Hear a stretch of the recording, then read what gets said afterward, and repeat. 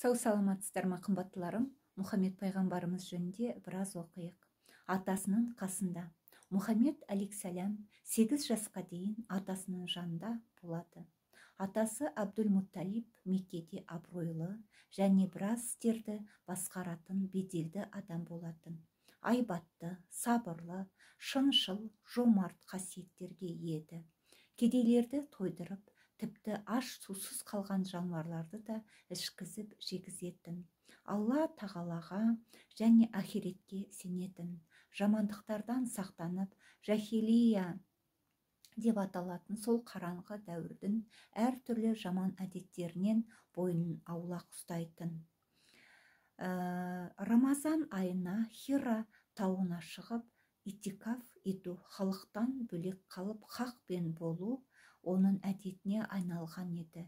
Өте балажан және мейірімді болған. Абдул-Мутталиб жақсы көретін немересін бауырына басып, күндіз түні жанынан айырмайтын. Қағбаның көлеңкесінде тек өзінің отыруына арналған бір көрпешесі болатын.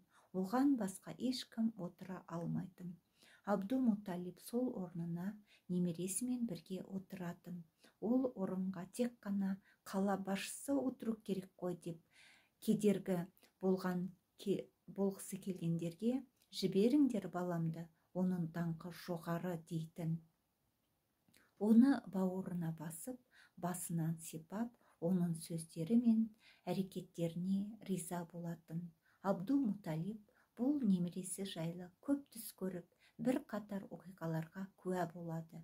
Бір жолы Меккеде құрғақшылық болып, жұт болады.